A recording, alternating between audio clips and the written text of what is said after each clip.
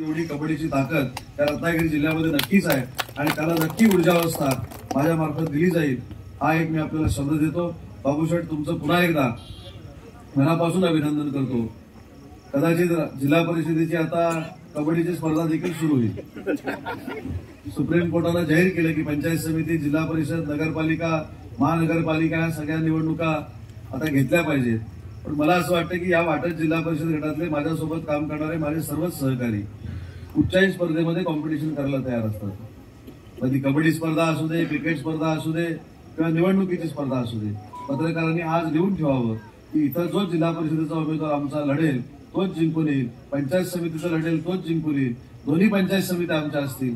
हे बाबू पाटील आणि माझ्या सर्व पदाधिकाऱ्यांच्या साक्षीनं मी आपल्याला सांगतो। आज अतिशय चांगल्या स्पर्धेचं दर्शन घेण्याची संधी बाबूशेठ तुम्ही मला दिलीत, परंतु शनिवारचं असं बोलवत जाऊ नका, रविवार किंवा बुधवारचं बोलवत जाऊ। बाबूशेठ पण हुशार आहे, जास्त लोक असली की शाकाहारी करायचं, पण उद्याच्या तयारीत आपण नाही ना।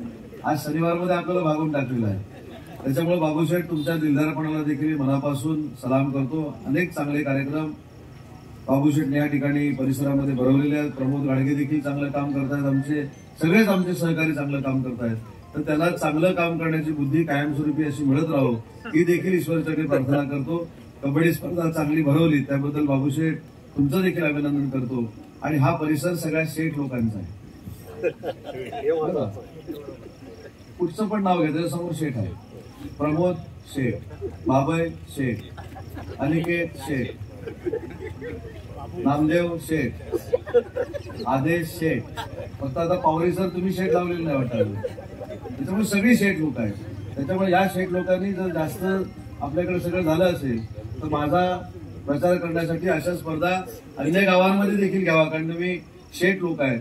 जसं आपण म्हणतो की आता मिरजोळ आमच्या कबड्डीची पंढरी आहे, तशी शेठ लोकांची पंढरी म्हणजे आमचा खंडाळ्याचा नाका आहे, सगळेच शेठ।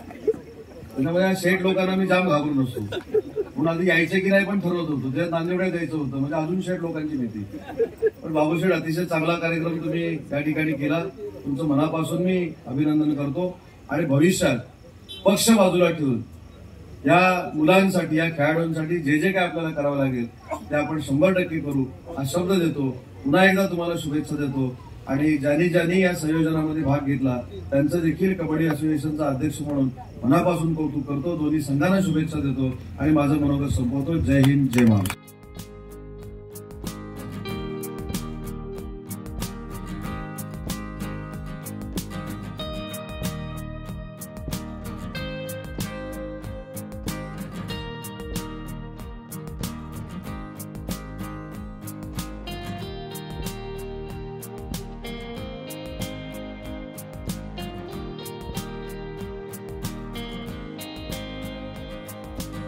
टाइम्स डिजिटलला लाईक करा, शेअर करा, सबस्क्राईब करा आणि बेल आयकॉन दाबायला विसरू नका। Times digital.